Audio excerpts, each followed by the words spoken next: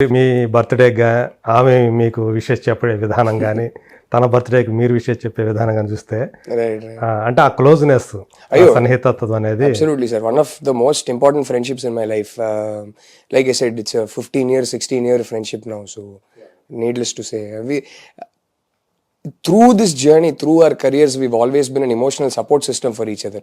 Okay తనకేమైనా సరే నాకేమైనా సరే మా ఇద్దరికి తెలుసు ఏం జరుగుతుందో, ఒకరొకరి లైఫ్లో ఏం జరుగుతుందో తెలుసు. We've always been there for each other. So అది it's that LKG classmate friendship అనేది సినిమా పరంగా it's very very special. So అది ఎప్పటికీ మారదు. అదే అంటే తను సమంతకు సంబంధించి ఒక సర్కిల్ ఉంది ఒకటి. తను ఏదైతే లైఫ్లో రియల్ లైఫ్లో ఫేస్ చేసిందో ప్రాబ్లమ్స్, దానికి తోడు ఇదేదైతే ఈ మెడికల్ ఇష్యూ తనకి ఏదైతే ఉందో ఆటో ఇమ్యూన్ సిండ్రోమ్, సో ఆ టైంలో ఆమెకి బాగా మోరల్ సపోర్ట్ ఇచ్చిన వ్యక్తుల్లో రాహుల్ రవీంద్రన్, చిన్మయి కూడా ఉన్నారు అని నేను వింటూ ఉంటాను. Okay, right right right. So ఆమె దాని నుంచి బయటపడటానికి, ఆమె దాన్ని ఎదుర్కోవడానికి సో మీరు ఎంత అంటే మీ సపోర్ట్ కానీ తను పూర్తిగా ఇప్పుడు బయటపడిందని అనుకోవచ్చు? తను there are good days and there are bad days sir. పూర్తిగా అనేది అంటే ఆటో ఇమ్యూన్ ఒక్కసారి వచ్చిందంటే దానికి క్యూర్ అయితే లేదు, కానీ ఫస్ట్ కంట్రోల్లోకి తీసుకురావడం, ఆ తర్వాత కంట్రోల్లో ఉంచడం అనేదే ఉంటుంది.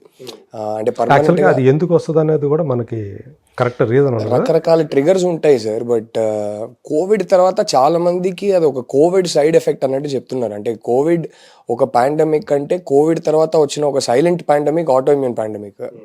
నా ఫ్రెండ్ సర్కిల్లోనే సామే కాదు, 2-3 ఉన్నారు. అందరికీ వేరే వేరే టైప్ ఆటో ఇమ్యూన్, కొందరికి చాలా సీరియస్ ఆటో ఇమ్యూన్ కండిషన్స్, కొందరికి అంటే ఇంకో ఫ్రెండ్ ఉన్నాడు, వాడికి సడన్గా జస్ట్ ఒక్క స్పాట్లో జుట్టు మొత్తం పోయింది, జస్ట్ ఒక్క స్పాట్ లో. సో రకరకాల auto immune conditions flare up అవుతున్నాయి కోవిడ్ తర్వాత. అది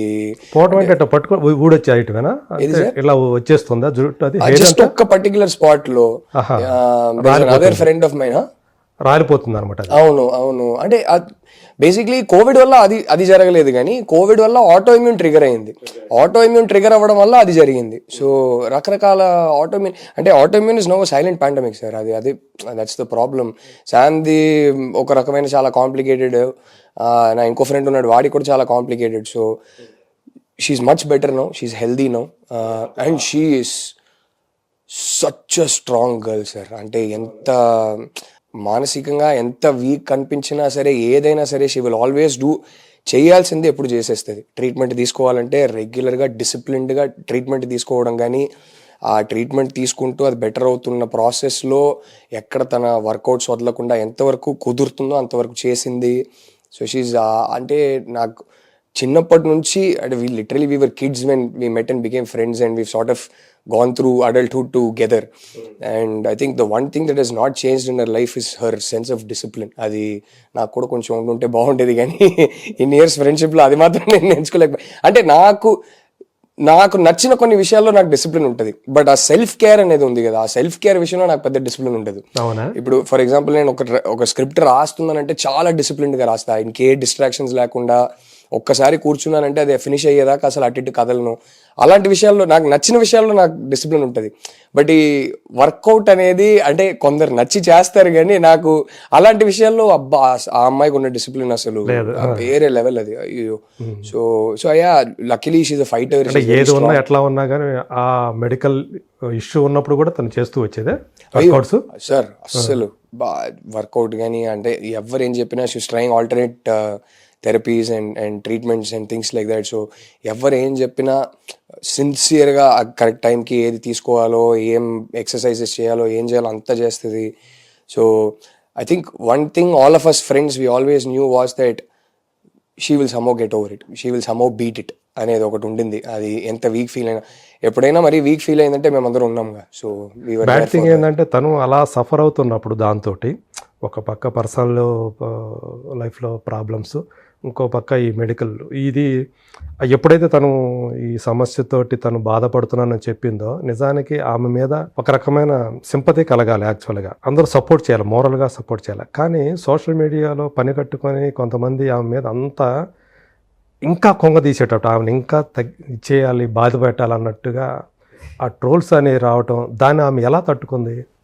నాకు అర్థం కాదు సార్ అది. అంటే కైండ్నెస్ అనేది ఇట్స్ అ బేసిక్ మనం కైండ్గా లేకపోయినా పర్లేదు, అన్కైండ్గా ఉంటే చాలు కదా. అదేమో అది అంటే అది అంతే. కొందరు సోషల్ మీడియాలో ఓకే యాక్సెస్ ఉంది కదా, ఎవరినైనా ట్యాగ్ చేసి ఏదైనా చెప్పొచ్చు కదా అని చెప్పేస్తారు. అది మరి అదేదో సింపతి పొందడం కోసమే ఇదన్నీ పెడుతుంది, ఇవన్నీ చెప్తుంది అని చెప్పేసి అలా ట్రోల్ చేయటం.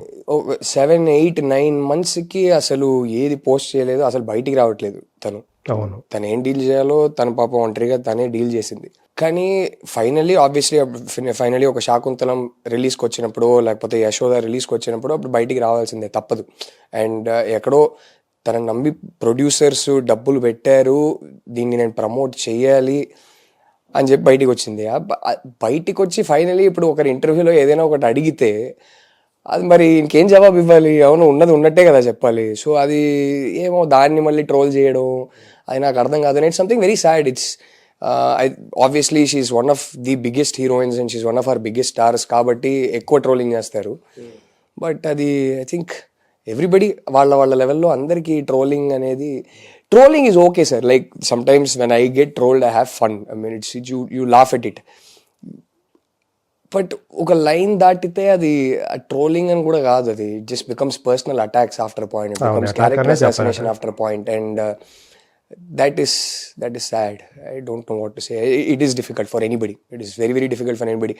అంటే ఆ సైకాలజీ వాళ్ళు చెప్పే ఆ మాట కన్నా I think what hurts the most is మీరెవరో నాకు తెలీదు, నేను మిమ్మల్ని పర్సనల్గా మీకు ఏ మోసం చేయలేదు, మిమ్మల్ని ఏ విధంగా నేను అఫెక్ట్ చేయలేదు, నా మీద మీకు ఇంత హేట్ ఎందుకు అనేది దాన్ని ప్రాసెస్ చేయడం అనేది ఈజీ కాదు sir. What did I do to you, why are you being so cruel అనేది I think that is the most difficult thing for people to get over. But it's okay. I mean it's part and parcel of the job I guess. అది ఇప్పుడు end of the day all of us artists, writers, directors, all of us, end of the day ఇదంతా పక్కన పెడితే we are very blessed that we are in a profession we love. We are very blessed that మా life long మేము చేసుకునే పని మాకు నచ్చిన పని, అది ప్రేమతో చేస్తున్నాం. సో అది చూసుకుంటే ఇదంతా ఓకేలే చూసుకుందాం అనిపిస్తుంది. So these are side effects of the job. But we're blessed end of the day. So వాళ్ళ లెవెల్లో everybody is blessed. Success failure ఇదంతా పక్కన పెడితే I think the biggest success is that నచ్చిన పని చేస్తున్నాం. అవును. సో అది అప్పుడప్పుడు గుర్తు చేసుకుంటూ ఇదంతా ఇగ్నోర్ చేయడమే. శామ్ తోటి మీరు మీ ఫస్ట్ ఫిల్మ్ తర్వాత మళ్ళీ యూటర్నేనా చేయటం? అవునవును, చాలా మళ్ళీ ఆల్మోస్ట్ 10 years తర్వాత మళ్ళీ చేసాం. గుర్తు చేసుకున్నారా ఆ రోజులు? గుర్తు చేసుకున్నారా చేసేటప్పుడు? అప్పుడు అంటే సెట్స్ మీద ఆల్మోస్ట్ అది దట్ అయితే felt like a full circle. But అంటే 10 yearsగా అసలు మాట్లాడుకోలేదు. 10 years తర్వాత కలుస్తున్నామంటే వేరేలా ఉండేది. రెగ్యులర్గా కలుస్తూ ఉంటాం, రెగ్యులర్గా మాట్లాడుతూ ఉంటాం కాబట్టి కొత్తగా ఏమీ అనిపించలేదు. So but I think for me the most the biggest take away was that 10 years తర్వాత తనతో యాక్టింగ్ చేస్తున్నప్పుడు తన గ్రోత్ చూసా. అది చూసి అసలు ఆ శామ్కి అసలు జమీన్ ఆస్మాన్ ఫరక్ ఉందనిపించింది. That I felt very proud that ఆ growth as an actor. I was like wow, ఆ పర్ఫార్మర్కి ఇప్పుడు సంబంధమే లేదు అనిపించింది. So I think that again she works very hard on improving herself all the time. అవును. సో మీకు ఆమె చేసిన వాటిలో, ఆమె వర్క్స్లో మీకు బాగా నచ్చింది ఏదనుకోవచ్చు? I think her best performance definitely is family man sir. Family man చూసి అంటే ఈ లెవెల్కి వెళ్ళగలుగుతుంది పర్ఫార్మర్గా, ఇలాంటి ఒక పర్ఫార్మెన్స్ ఇవ్వగలుగుతుంది నాకు కూడా తెలీదు. ఐ వాజ్ లైక్ వావ్, ఆ క్యారెక్టర్ కూడా అలాంటి క్యారెక్టర్ చేస్తారు కూడా ఎవరు అనుకోవాలి. అయ్యో అస్సలు రాజీ ఏది రాజీ, అయ్యో ఐ థింక్ ఫస్ట్ బస్సులో ఒక మనిషి మిస్బిహేవ్ చేస్తాడు రాజీ క్యారెక్టర్తో. సైలెంట్గా దిగి వెళ్ళిపోతుంది. చిన్న చాల్ లోపలికి వెళ్ళాక ఫస్ట్ టైం వాడిని కొట్టేసి లాస్ట్ వాడిని చంపే ముందు ఇట్లా పట్టుకొని ఇట్లా తిప్పుతుంది. ఇదెవర్రా బాబు ఇది. నేను ఐ థింక్ ఆ క్షణంలో సమంత అనేది మర్చిపోయి చూసా. అక్కడ నుంచి ఆ క్యారెక్టర్ నేను అసలు సమంత అనేది మర్చిపోయా. I think that I think was my favourite performance of her. Okay. So మీ లైఫ్లో అమ్మ తర్వాత మిమ్మల్ని అంతగా ప్రభావితం చేసిన లేడీస్ ఎవరైనా ఉన్నారా? నా వైఫ్ సార్. అంతేనా? No doubt about it. అయ్యో నేను ఫ్యాన్ ఫస్ట్, తర్వాత హస్బెండ్. మొదట ఆమెకి అభిమానే 100%. వాయిస్కే? అసలు ఆ వాయిస్కి అయితే ఎప్పటి నుంచో, అంటే కలిసే ముందు నుంచి నేను ఫ్యాను నా వైఫ్కి.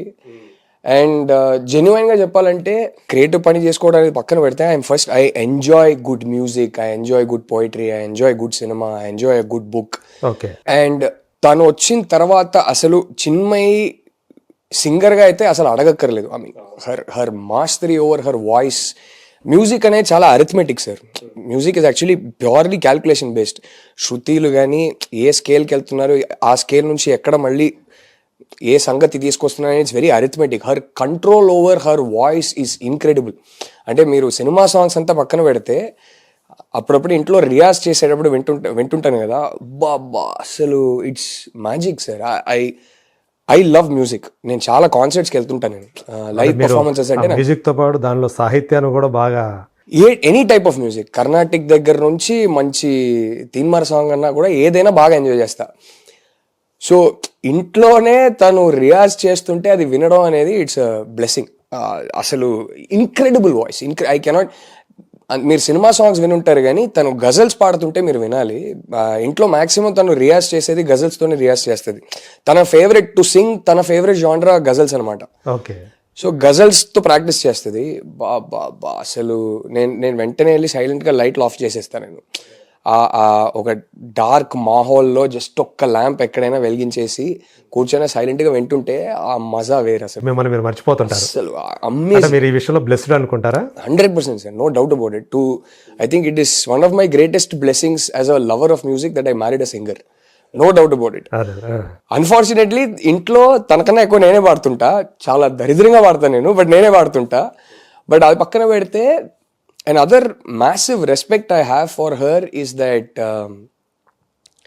కొందరు వస్తారు సార్, పాప్ కల్చర్ మీద వాళ్ళ ప్రభావం ఎలా ఉంటుందంటే బిఫోర్ ఆఫ్టర్ అని చెప్పొచ్చు. ట్రెండ్ మారిపోద్ది. లైక్ జస్ట్ ఊరికే ఒక చిన్న ఎగ్జాంపుల్ చెప్పాలంటే, ఇప్పుడు ఎవరో వచ్చి ఒక యాక్షన్ సినిమా స్క్రిప్ట్ చెప్తున్నారంటే, ఇది ఈ ఎలివేషన్ బోయపాటి గారి లాగా ఇస్తామండి అంటారు. ఆయన ఒక బెంచ్ మార్క్ అయిపోయారు. చెప్పేది కూడా అట్లా చెప్తారు. లేకపోతే కొందరు వచ్చి లవ్ స్టోరీస్ చెప్పేటప్పుడు చెప్పి నాకు ఇది ఎలా తీస్తారో ఏంటని కొంచెం అర్థం కాలేదని వాళ్ళకి అనిపిస్తే, సార్ ఇది taking Gautham Menon style taking ఉంటుంది సార్ అంటారు. అంతకన్నా ఒక క్రియేటర్కి బెటర్ కాంప్లిమెంట్ ఇవ్వలేము కదా. సో నాకు తెలిసి చిన్మయి హీరోయిన్స్కి డబ్బింగ్ చేయడం స్టార్ట్ చేశాక హీరోయిన్ వాయిస్ ప్యాటర్న్ ఎలా ఉంటుంది, తెలుగు తమిళ సినిమాలో హీరోయిన్స్ ఎలా మాట్లాడతారు అనేది మారిపోయింది సార్. అవును. ఇప్పుడు అంటే అంతకు ముందు ఒక స్పెసిఫిక్ వాయిస్ ప్యాటర్న్ ఉంది. ఆల్మోస్ట్ 10-15 years కి అది పెద్ద హిట్. నాకు తెలిసి సమంతకు తను స్టార్ట్ చేసిన తర్వాత సమంత ఓన్ వాయిస్ ఇస్తున్నా కూడా జనం అంత సమంతనే కాదు కదా సార్, ఇప్పుడు ప్రియాంక చోప్రా,